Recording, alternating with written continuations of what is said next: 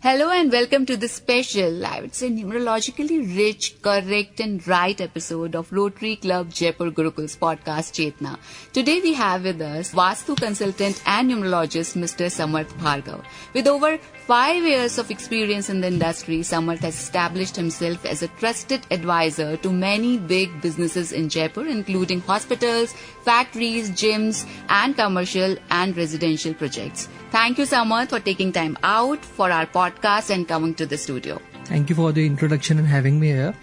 And yes, this is indeed a very interesting topic, and it's not just related to numbers. I think after this talk, you will see numbers in a whole different way. There is a lot of things that a number can tell us. So let's dwell into this mystical world of numbers. Yes. So let's start with a brief intro of numerology, its significance of different numbers, importance and traits of all the number people, and the difference between birth date number and destiny number I've heard, and life path number I've heard. So what are these and what are the significance of all these numbers? Okay, so these are different parameters through which we understand the pattern of any individual. So basic number जो होता है वो ये है, जो हम अपनी date of birth जिसमें हम पैदा हुए हैं उसके first 2 numbers को अगर हम add करते हैं, that becomes the basic number. Suppose a person is born on 22nd, तो उनका basic number 2 + 2 = 4 बन जाता है. और अगर हम उनकी टोटल डेट ऑफ बर्थ को ऐड करते हैं, that is if a person is born on suppose 20th October 1993, तो हम 2 + 0 + 1 + 0 + 1 + 9 + 9 + 3, it will give us the number 7. सो ये उनका डेस्टिनी नंबर बन जाता है. Basic number tells us about the basic nature of that person, and destiny number tells us about what that person is going to get. So this is the concept of numerology.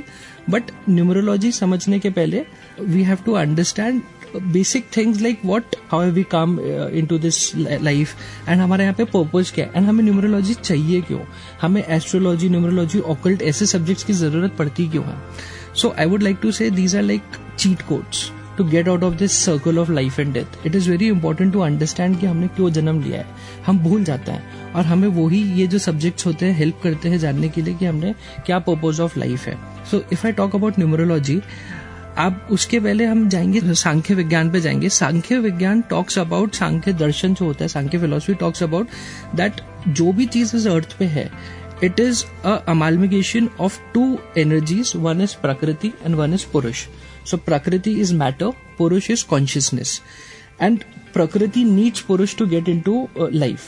Suppose करिए जो roots है वो प्रकृति है, यानी कि female component है. And earth जो sun है, that is the light, that is the male component. So the roots get attracted towards the sun and becomes into a big tree. तो ये दोनों एक होते हैं तो एक लाइफ बन जाती है. सांख्य दर्शन ये बोलता है कि कोई भगवान नहीं बैठा, कोई ऐसी अथॉरिटी नहीं है जो देख रही है कि ये कर्मा ठीक है कि ये कर्मा गलत है. हम लोग एक बहुत आर्टिफिशियल इंटेलिजेंस में हैं और यहाँ पे एक कॉज एंड इफेक्ट रिलेशनशिप है. अगर हमने एक्स चीज करी तो उसका वाई कॉन्सिक्वेंसेस है, दैट्स इट. सपोज करिए एक बच्चा साइकिल चला रहा है, अब उसका अगर जो व्हील है वो पॉट होल में फंस गया, तो कृष्ण भगवान को नहीं उतर के आना पड़ेगा उसको गिराने के लिए, वो अपना आप गिर जाएगा.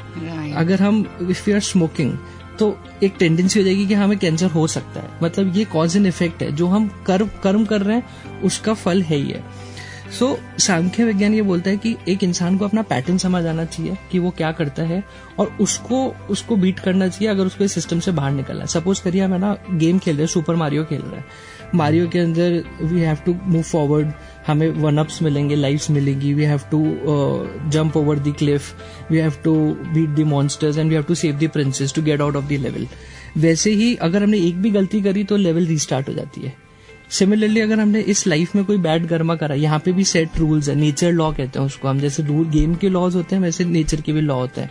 अगर हमने उनको फॉलो नहीं करा तो we have to again take the birth and we have to set that karma right. तो ये बहुत जरूरी है. अगर हमें से बाहर निकलना है, we have to follow the rules.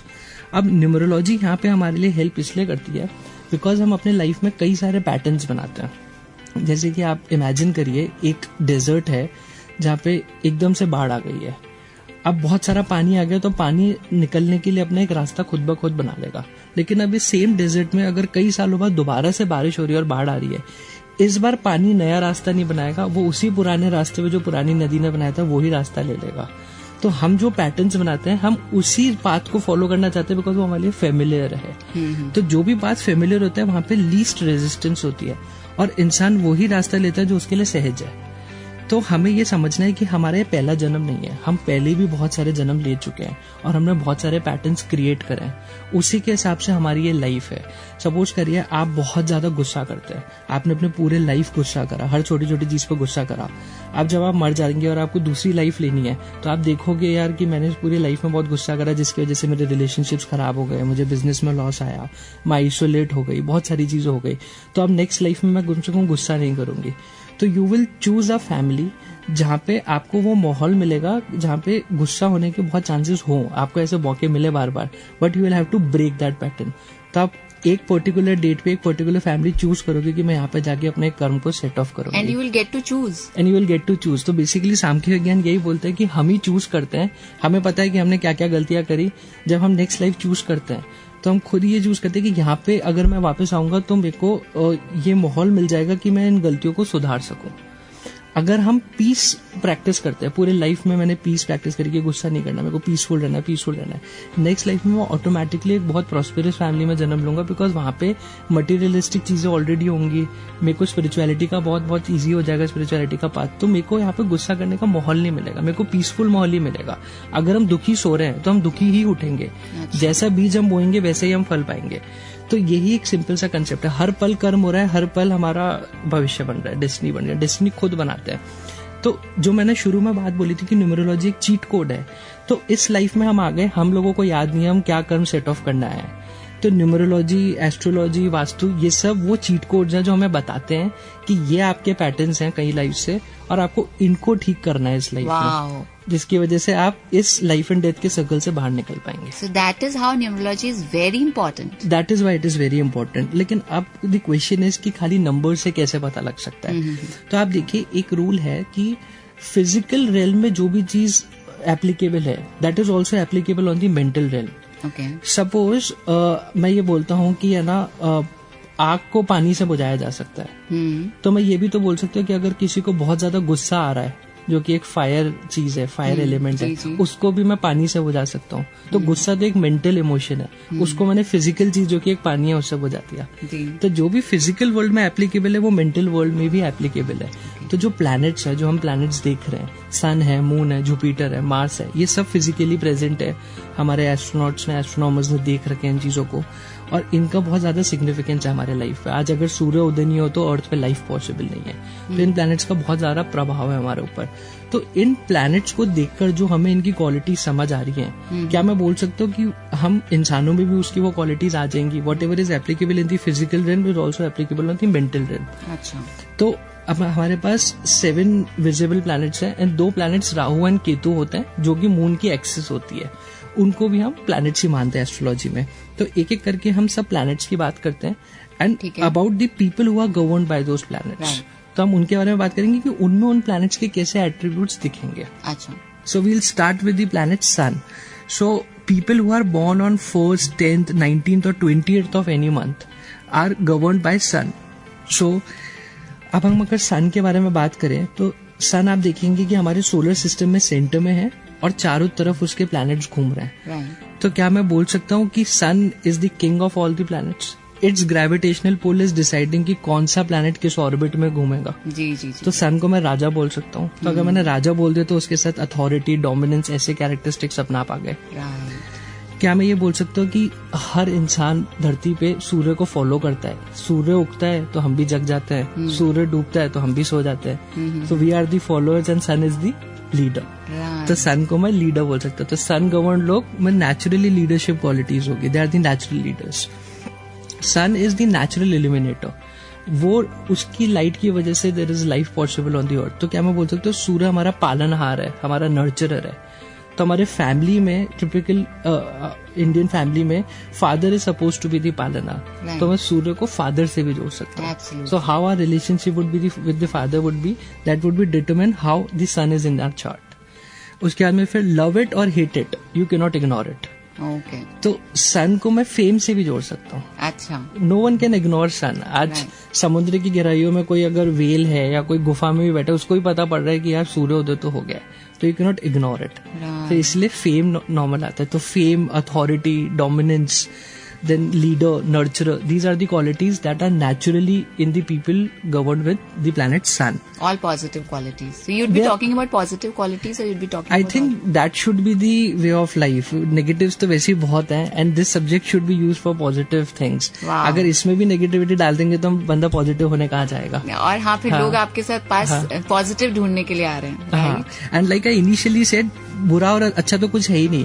अब एक इंसान मान लीजिए गुस्सा कर रहा है, तो हम उसको जनरली देख लेते हैं कि यार गुस्सा तो है ना एक खराब इमोशन है, जबकि ऐसा नहीं है. अगर किसी के साथ कुछ गलत हो रहा है और वो उस चीज पर गुस्सा कर रहा है, तो वो गुस्सा वहां पे जायज है और अच्छा है. बट हाँ, वो जबरदस्ती गुस्सा कर रहा है तो वो गलत है. तो it is, everything is context based. Nothing is black and white, everything is grey.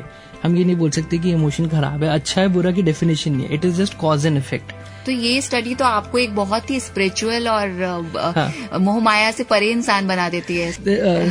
कोशिश तो यही होती है कि हम इस चीज से बाहर निकल जाए, because that is what the purpose of our life is. But हाँ, इतने हाई लेवल पे तो नहीं, लेकिन हाँ एक बेसिक डिलेमास खत्म हो जाते हैं लाइफ के. अच्छा. मतलब क्या करना है, क्या नहीं करना चाहिए, वो जो क्वेश्चंस होते हैं वो काफी इजीली आंसर हो जाते हैं. कौन सा पाथ चूज करना चाहिए. तो सपोज कोई मेरे पास 10 साल का बच्चा आ रहा है अगर अपने न्यूमरोलॉजी करवाने, और मैं उसको 10 साल की उम्र में बता दूं कि तू यार बहुत अच्छा है ना, गिटारिस्ट बन सकता है. So by the time he is 30, he will have 20 years of experience of playing guitar. तो 30 साल की उम्र में वो एक बहुत एस्टैब्लिश्ड बैंड बना सकता है अपना. उसको 20 साल का एक्सपीरियंस होगा. यहाँ पे तो हम लोग 30 साल की उम्र में फिगर आउट करते हैं कि अब हमें करना क्या है. सो वो टाइम बच जाता है. तो that is why this science is important. Again coming to our topic and the second planet, that is the moon. So people who are born on 2, 11, 20th or 29 of any month comes under the influence of planet Moon. Now, Moon is a very important planet for people living on Earth. इसका वजह ये है कि Moon Earth के सबसे पास है, तो जो हमारे सबसे पास उसका प्रभाव हम पे सबसे ज्यादा. अच्छा. मून हमारे इतना पास है कि पृथ्वी पे बोला जाता है कि मून हमारी अपनी सैटेलाइट है. एक तरह से अर्थ से अटैच्ड ही है. तो मैं क्या बोल सकता हूँ कि मून वाले लोग बहुत जल्दी अटैच हो जाएंगे चीजों से, क्योंकि मून भी अर्थ से अटैच्ड है. अच्छा. तो मून गवर्न लोग बहुत जल्दी चीजों से, लोगों से अटैच हो जाएंगे. मून की फेजेस की वजह से पूरे ओशंस में high tides and low tides आती हैं.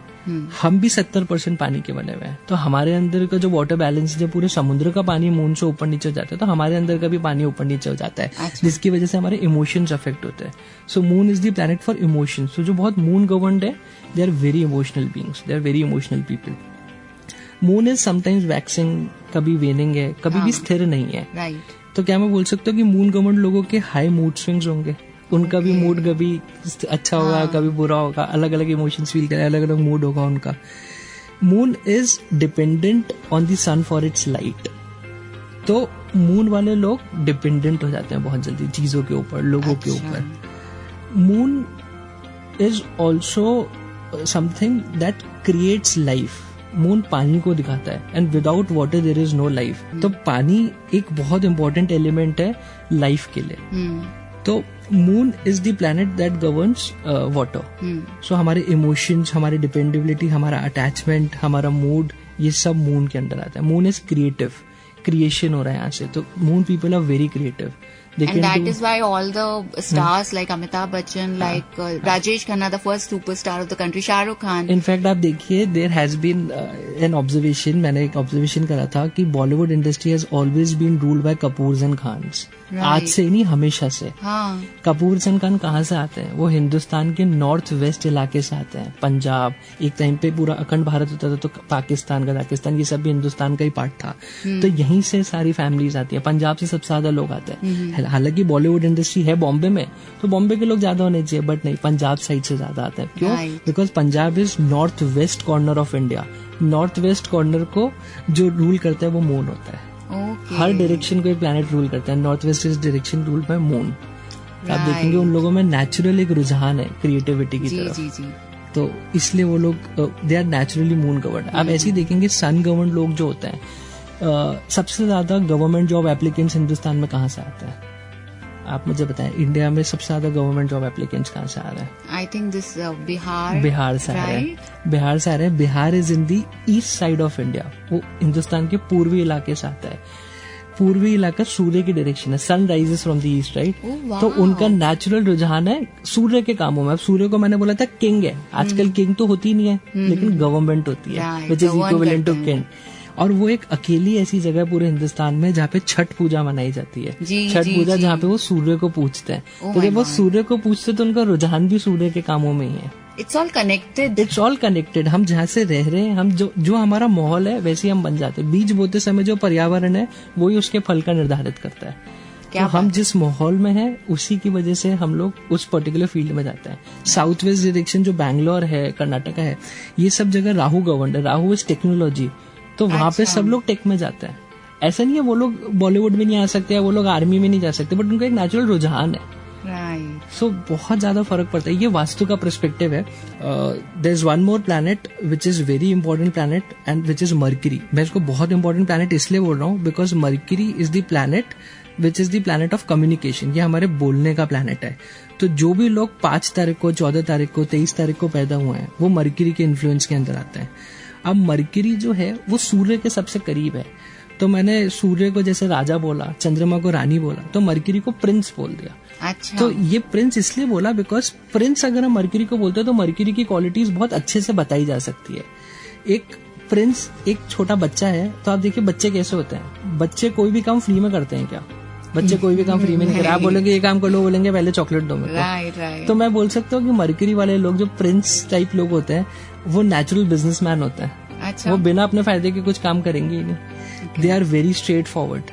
अब वो आंटी को बोल देंगे आंटी आप तो मोटी लग रही हो, वो उसके रेपरकशंस देखेंगे ही नहीं। They will just say it very straight forward, है ना। और बच्चे जहाँ भी होते हैं वहाँ पे माहौल कितना अच्छा हो जाता है, बहुत ज्यादा लोग एंजॉय, चेयरफुल हो जाता है। तो मर्क्यूरी गवर्न लोग जहाँ भी बैठे होंगे, जिस भी ग्रुप में बैठे होंगे, वहाँ पे बहुत चेयरफुल हो जाएगा, मस्ती वाला माहौल हो जाएगा। मर्क्यूरी वाले जो लोग होते हैं, अब आप देखो जो बच्चे हैं उनको स्कूल में साइंस भी पढ़नी है, मैथ्स भी पढ़नी है, एसएसटी भी पढ़नी है, हिस्ट्री भी पढ़नी है, सब सब्जेक्ट्स पढ़ने हैं। सो कितने इंटेलिजेंट होते हैं, हर सब्जेक्ट को पढ़ रहे हैं वो लोग, लेकिन हर सब्जेक्ट को ऊपरी सतह पे पढ़ रहे हैं, डीप में जाके कुछ नहीं पढ़ रहे। तो जो मर्क्यूरी गवर्न लोग होते हैं उनमें भी ऊपरी सतह का ज्ञान बहुत होता है। जैसे लॉयर्स होते हैं यूजुअली, उनको क्या है, उनको कोई चीज के बहुत डीप में नहीं जाना, उनको पर्टिकुलर केस प्रिपेयर करना है तो वो उसके बारे में उतना ही पढ़ेंगे जितना उनको केस जीतने के लिए रिक्वायर्ड है।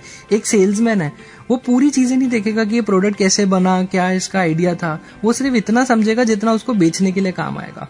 तो मर्क्यूरी वाले लोग बहुत अच्छे लॉयर्स बन सकते हैं। अच्छा। बहुत अच्छे सेल्समैन बन सकते हैं, बहुत अच्छे पब्लिक रिलेशन, पब्लिक डीलर्स बन सकते हैं। ये इनके काम होते हैं। मर्क्यूरी ऊपरी सतह है, ऊपरी सतह से ज्ञान लेते हैं बच्चे। तो हमारे बॉडी की ऊपरी सतह क्या है? स्किन। अच्छा। तो स्किन भी मर्क्यूरी के अंडर आती है। अच्छा। किसी को अगर स्किन इश्यूज हो रहे हैं तो उनको अपना मर्क्यूरी चेक करना चाहिए कहाँ पे, और उसकी रेमेडीज करनी चाहिए, उससे उनके स्किन इश्यूज ठीक हो जाते हैं। मर्क्यूरी आप मान के चलिए एक वैसा बच्चा है जो पार्टी में बैठा है और गिटार बजा रहा है एंड 2-3 बंदों को इम्प्रेस कर रहा है वहाँ पे कि चलो ठीक है मैं गिटार बजा रहा हूँ। बट अब कोई एक ऐसा बंदा आ गया जिसको म्यूजिक का बहुत ज्ञान है और वो कहते हैं यार राग भैरवी में या राग मल्हार में एक गाना बजा दे। वो कहेगा भैया मेरे को इतना नहीं आता, मैंने तो 2-3 गाने सीख लिए। तो दैट इज टिपिकल मर्क्यूरी। खाली उतना जैक ऑफ ऑल ट्रेड्स बन जाओ, थोड़ा सब चीज आ जाए। अच्छा। तो वो मर्क्यूरी की ट्रेट है। तो Mercury excellent communicator, good sales person, बहुत अच्छे पब्लिक डीलिंग होती है इन लोगों की, very intelligent, number, data analytics, इन सब में बहुत माहिर होते हैं। अच्छा। So this is about people who comes under the planet Mercury. After that, there's a planet called Venus, जिसको हम हिंदी में शुक्र बोलते हैं। शुक्र का नंबर 6 होता है, और जो भी लोग 6 को, 15 को, 24 तारीख को पैदा हुए कोई भी महीने की, वो शुक्र के इन्फ्लुएंस में आते हैं।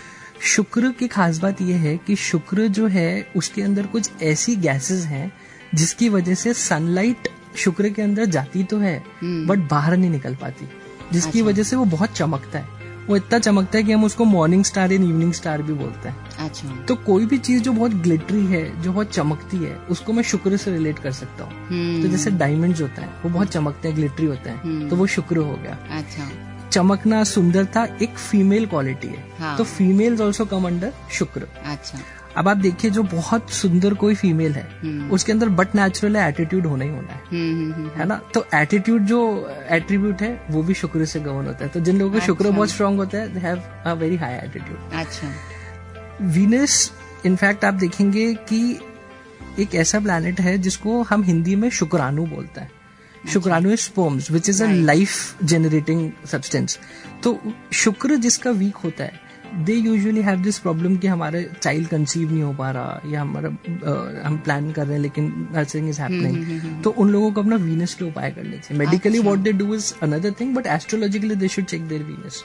सो Venus relates with that also. So anything that is luxury, comfort, पैसा and which is creative, attractive is Venus. Okay. So Venus के लोगों का नेचुरली रुझान होता है इन चीजों में. वो आप उनको पूछोगे क्या करना है, तो उनके यही गोल्स होंगे कि यार मेरे को इवेंट मैनेजमेंट में जाना है, या मेरे को एक बहुत स्वैंकी सा ऑफिस खोलना है, मेरे को बॉलीवुड में जाना है, जहाँ पे भी बहुत फेम है, जहाँ पे बहुत चमक है, वो उसी जगह पे जाना चाहेंगे. इनफैक्ट वो जो भी काम करेंगे उसमें वो ग्लैमर ले ही आएंगे. तो ऐसे लोग बहुत अच्छे इंटीरियर डिजाइनर्स बनते हैं, फैशन डिजाइनर बनते हैं, टेक्सटाइल रिलेटेड काम कर सकते हैं बहुत अच्छा, बिकॉज हम कपड़े भी सुंदर दिखने के लिए पहनते हैं. तो जो भी चीज सुंदर है वो शुक्र है. अच्छा. हाँ, and they never compromise on their comfort. उनको अपना कंफर्ट अटमोस्ट प्रायोरिटी होता है. जो भी लोग ये 6, 15 और 24 को पैदा हुए, आप रैंडमली देख लीजिएगा, आप उनको बोलना कि अपन को यहाँ से A to B जाना है, यहाँ से जयपुर से अपन को मान लीजिए बॉम्बे जाना है, so we'll travel in a bus or something. वो कहते हैं नहीं, फर्स्ट क्लास के नीचे तो मैं ट्रैवल ही नहीं करूंगा. They never compromise on their comfort, no matter what.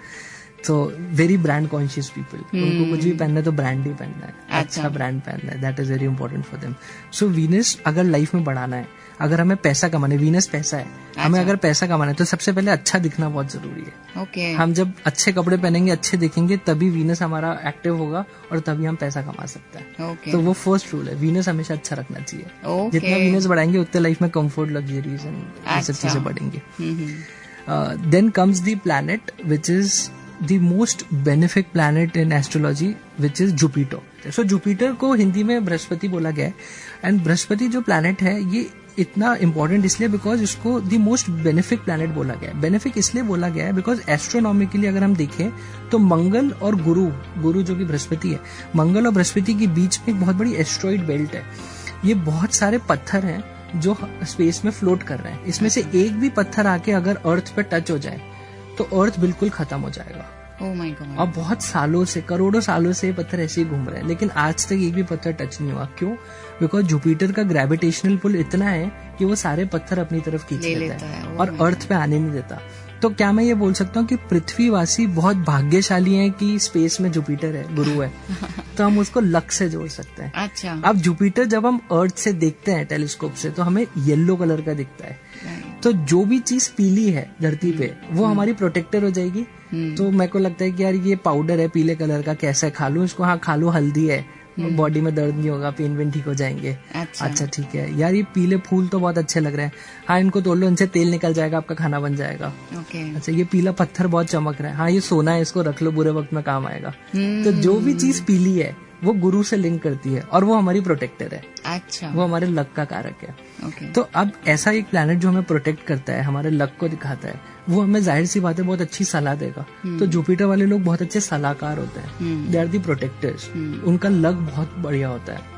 And they get into fields like education, counselling, consultation. ऐसे बिजनेसेस में, ऐसे काम में लोग बहुत अच्छा करते हैं. उनका नेचुरली एक रुझान होता है बहुत सारे लोगों की मदद करना, अपने ज्ञान से लोगों को एनलाइटन करना और उनकी प्रॉब्लम्स को सॉल्व करना. तो जो भी लोग ऐसा काम करते हैं वो जुपिटर गवर्न होता है. So this is about Jupiter. Then comes the planet Mars. Mangal जो है वो एस्ट्रोलॉजी में उसको सेनापति बोला गया है. जैसे सूर्य राजा है, चंद्रमा रानी है, बुध एक प्रिंस है, तो मंगल को सेनापति बोला गया. अब सेनापति इसलिए बोला गया बिकॉज अर्थ के बाद कम्स मंगल. तो अर्थ की जो आउटर बाउंड्री है उस पे मंगल है. तो हमारे जो कंट्री के आउटर बाउंड्री पे लोग होते हैं, हम उनको जवान बोलते हैं, हम उनको आर्मी वाले बोलते हैं. जी. तो वैसे ही मंगल भी सेनापति है जो अर्थ को प्रोटेक्ट कर रहे हैं एस्ट्रॉइड से. जुपिटर अपनी तरफ खींच रहा है और मंगल जुपिटर की तरफ उसको धक्का दे रहा है. तो ये दोनों प्लैनेट्स इंश्योर कर रहे हैं कि एस्ट्रॉइड्स अर्थ के ऊपर ना आए. अच्छा. तो मंगल भी सेनापति. अब सेनापति कैसे होता है? Very logic driven, left right left, वो कोई इधर उधर दिमाग नहीं लगाता. तो वेरी लॉजिकल पर्सन. जो भी मंगल गवर्नड होते हैं, जो भी लोग 9 नंबर को पैदा हुए हैं, मंगल का नंबर 9 होता है, तो 9 तारीख को पैदा हुए हैं या फिर 18 तारीख को पैदा हुए हैं या फिर आपके 27 तारीख को पैदा हुए, ये मंगल के लोग हो गए. तो ये लोग दे आर हाईली लॉजिकल. सेनापति कैसा होता है? उसको टास्क कंप्लीट करना है. जो भी उसको टास्क मिल गया, it will execute it and it will complete it. तो ऐसे लोग बहुत अच्छा एग्जीक्यूशन करते हैं। अच्छा। इनको कोई भी टास्क दिया जाए, दे मेक श्योर कि वो टाइम पे खत्म हो और बिल्कुल सही तरीके से खत्म हो। अच्छा। मंगल वाले लोग में करेज होता है। सेनापति से मैं क्या सबसे ज्यादा एट्रीब्यूट लिंक कर सकता हूँ? करेज। राइट। तो मंगल वाले लोग आर हाईली करेजियस। उनको आप कोई भी काम बोल दो या कोई भी ऐसी चीज बोल दो, वो कभी डरेंगे नहीं, कहेंगे हम कर लेंगे। कोई ऐसा टास्क है कि यार ये तो कोई भी नहीं कर रहा, मंगल वाले लोग आके बोलेंगे कि यार ये तो हम कर लेंगे, कोई दिक्कत नहीं है। सो मंगल वाले लोग are very courageous. So this is about the planet Mars. Now comes the most important planet and the most feared planet, that is Shani. Shani Dev से सब डरते हैं। सब बोलते हैं कि यार शनि की दशा चल रही है, 7.5 चल रही है। बहुत सारे लोग तेल चढ़ाते हैं, बहुत सारे लोग तेल। आप देखिए इनफैक्ट कोई भी प्लैनेट्स के, नॉर्थ इंडिया में स्पेशली कोई भी प्लैनेट के मंदिर नहीं होते except for Saturn. South India में तो आपको फिर भी मिल जाएंगे, बट नॉर्थ इंडिया में सिर्फ शनि का ही मंदिर होता है। इतने सारे प्लैनेट्स की हमने बात करी, कितनी इंपॉर्टेंस है सब प्लैनेट की, बट उनके कोई मंदिर नहीं है। बट शनि का मंदिर है, क्योंकि हर बंदा शनि से ही डरता है। एक लेमैन को अगर आप बोलो भी तो वो कहेगा यार शनि खराब चल रहा है, शनि की दशा आई हुई है, भले उसको कुंडली का कुछ नहीं पता, बट वो बोलेगा शनि। तो आज देखते हैं कि शनि इतना इम्पोर्टेंट क्यों है और शनि से लोग इतना डरते क्यों हैं। तो जो हमारे सोलर सिस्टम में सेटिंग है वो ऐसी है कि सन सेंटर में, फिर मरकरी है, फिर वीनस है, फिर अर्थ है, मार्स है, फिर जुपिटर है और सबसे एंड में जाकर सैटर्न है। तो अभी जैसे हमने डिस्कस करा कि जुपिटर हमारा लक का कारक है। तो जिन लोगों का भाग्य हमारा अच्छा नहीं है, तो भाग्य के आगे अगर कुछ है, जुपिटर के अगर आगे कुछ है तो वो शनि है। शनि कर्म है। अच्छा। तो भाग्य के आगे अगर कुछ है तो वो कर्म है। तो अगर हम अपना कर्म ठीक रखें तो हम अपना भाग्य बदल सकते हैं। ऐसा नहीं है कि हमें कुंडली के साथ पैदा हो गए तो हमारी डेस्टिनी फिक्स्ड है। It is not fixed. हम अपने कर्मों से अपनी डेस्टिनी भी बदल सकते हैं। शनि हमें वो मौका देता है। अच्छा। और कर्म से हर इंसान डरता है। उनको ये लगता है कि यार कर्म करना पड़ेगा, हमें तो बहुत जल्दी है। अब आप देखिए हम सब चंद्रमा गवर्नड। हमने शुरू में क्या बोला था? चंद्रमा हमारे सबसे पास है, उसका प्रभाव हम पे सबसे ज्यादा। चंद्रमा सूर्य का एक चक्कर 30 दिन में काट लेता है।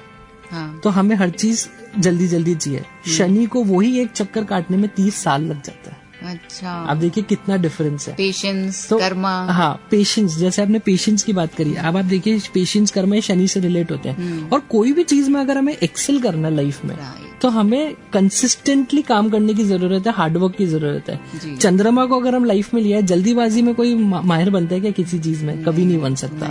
हमें सालों तक सेम काम बार बार करना पड़ेगा, तब जाके हम उसमें माहिर बनेंगे। हमें अपने लाइफ में शनि को लाना ही पड़ेगा अगर हमें किसी चीज में एक्सेल करना है। तो शनि कंसिस्टेंटली मूव कर रहा है। वो देख रहा है चंद्रमा ने तो 30 दिन में चक्कर काट लिया, अर्थ 365 दिन में काट लेता है, जुपिटर 12 साल में काट लेता है, उसका तो चक्कर ही कंप्लीट नहीं हो रहा। बट वो रुकता नहीं है, वो कंसिस्टेंटली चलते जा रहा है। वो एक दिन चक्कर काट लेता है। तभी बोलते हैं जब इंसान 30 साल का होता है ना, उसके बाद उसका डेस्टिनी नंबर एक्टिवेट हो जाता है, उसके बाद उसका डेस्टिनी एक्टिव हो जाती है, उसके बाद उसका करियर बनने लगता है, उसकी शादी होती है, उसके बच्चे होते हैं, उसकी लाइफ एक्चुअली 360 डिग्री टर्न ले लेती है। अच्छा। वो शनि एक्टिव हो जाता है उसकी लाइफ में। और जब शनि देने पे आता है तो कोई प्लैनेट उतना नहीं दे सकता, बिकॉज वो आपके खुद के कर्म है।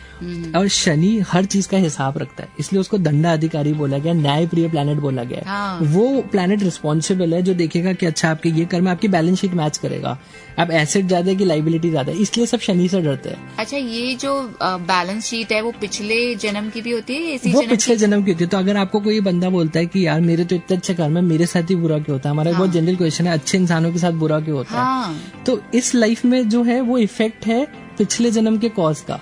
हमने जो बीज बोया था उसका फल मिल रहा है। अब इस जन्म में जो हम कर्म कर रहे हैं वो नेक्स्ट जन्म के लिए हमारे रेडी हो रहा है। That is not fair, yes, but this is a broader picture. तो इस लाइफ में अगर हम कर्म अच्छे करते हैं टू सम एक्सटेंट, इस लाइफ में हमें बहुत सारी प्रॉब्लम्स जो आती है वो नहीं भी आएंगी। अच्छा। हम पहले के तो सेट ऑफ कर ही रहे हैं और इस बार की भी चीजें बहुत बेटर कर रहे हैं। तो वो वाली चीज है, इसलिए शनि से सब बहुत डरते हैं, बिकॉज शनि एक वो प्लैनेट है जो हिसाब रखता है आपके कर्मों का।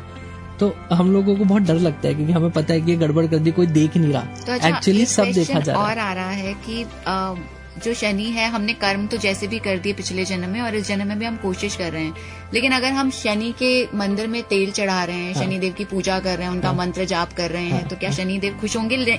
या फिर वो सिर्फ कर्म ही देखेंगे, भैया कि तुम मेरी कितनी पूजा कर लो, मैं तो तुम्हारे कर्म देखूंगा, तुमने कर्म ऐसे किए।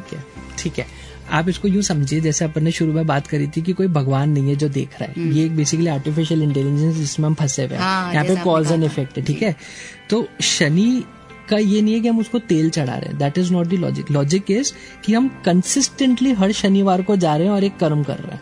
शनि क्या बोलता है, एक चीज आप बार बार करो, आप मत चढ़ाओ तेल, आप रोज सुबह 9 बजे ऑफिस आ जाओ और 5 बजे घर चले जाओ, एक रूटीन सेट कर लो।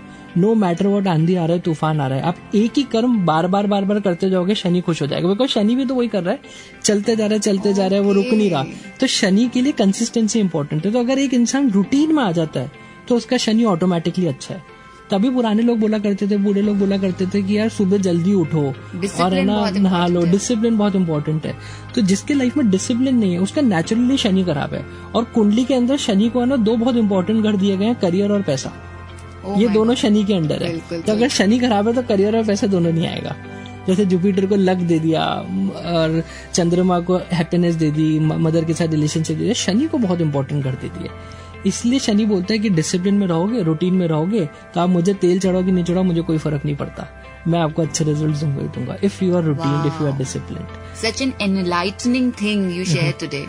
या it is actually it's such a true that is lying in our plain sight. हम लोग बस देख नहीं पाते इनको, हम ये प्लैनेट्स के थ्रू अपने पैटर्न्स देख सकते हैं। Now comes another planet that is Rahu.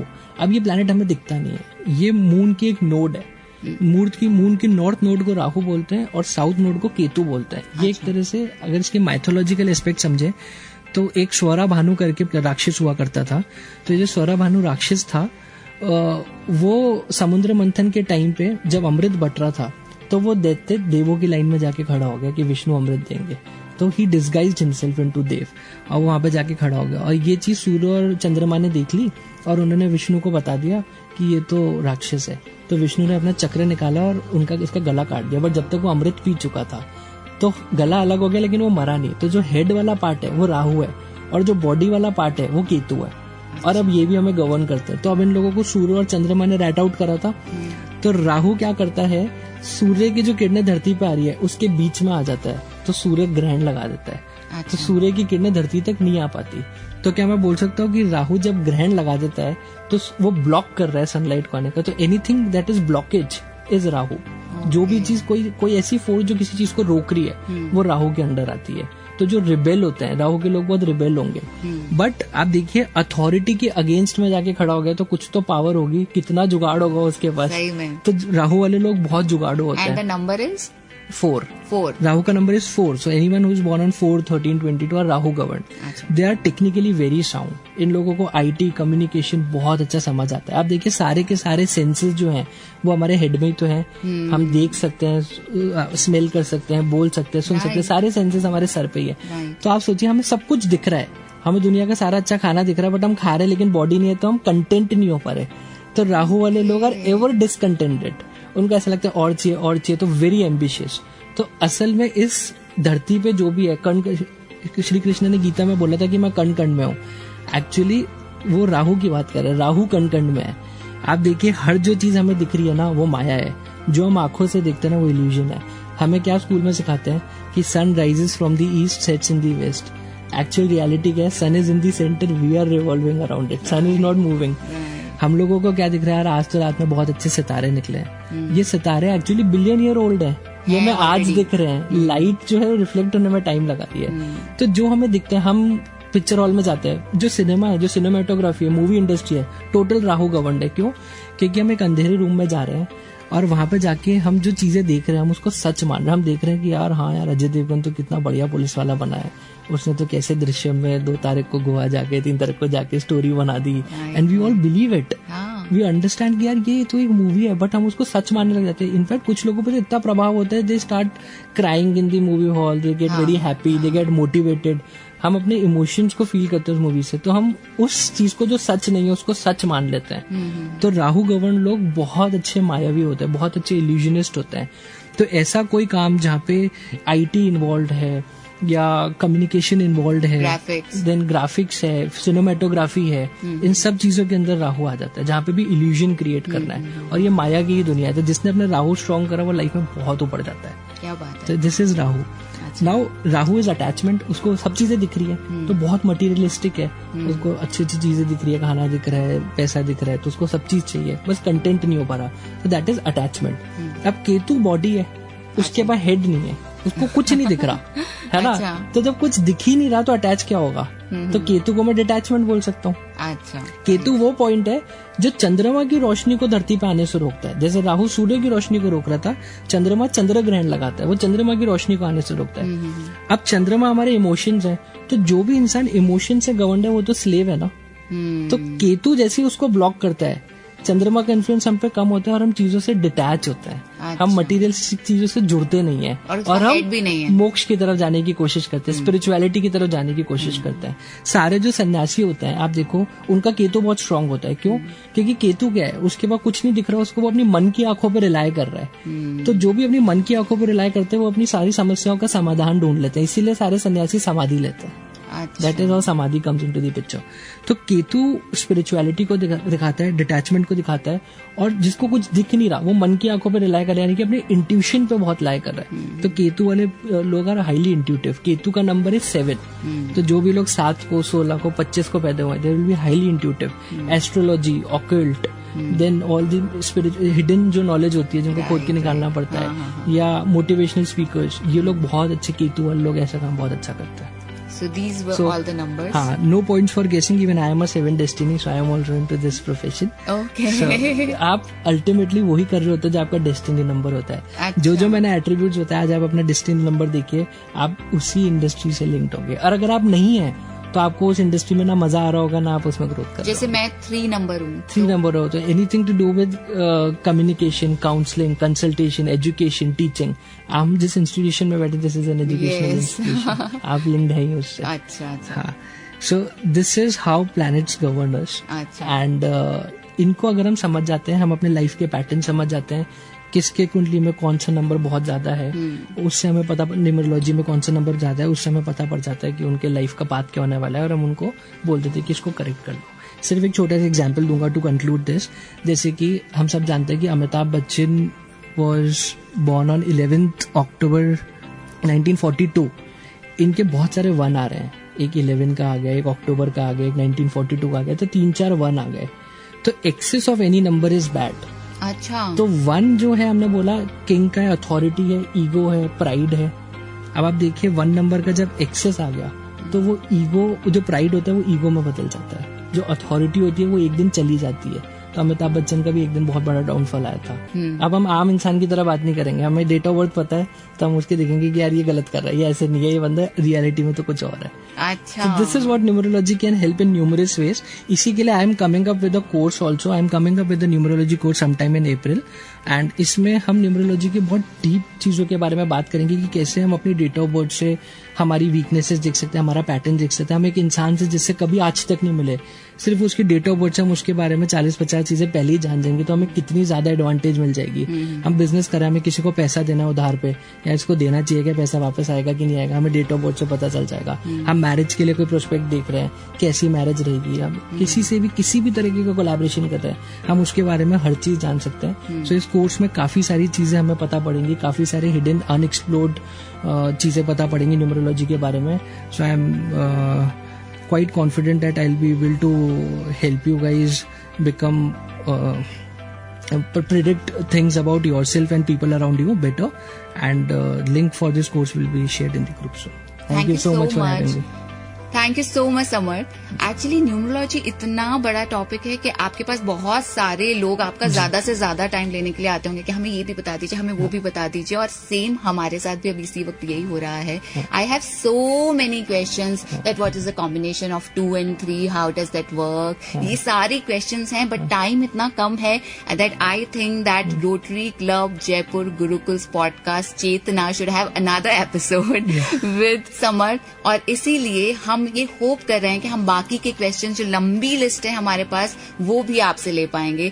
अभी हमारे साथ समय बिताने के लिए, इस पॉडकास्ट में आने के लिए thank you so much. Thank you for having me. Thank you. Rotary Club Jaipur gurukuls podcast Chetna में बहुत सारी ऐसी ही बातें जो आपको आपके लाइफ मैटर्स में हेल्प करती होंगी, बहुत सारे आने वाले एपिसोड्स में, इसीलिए सुनना मत भूलिएगा चेतना।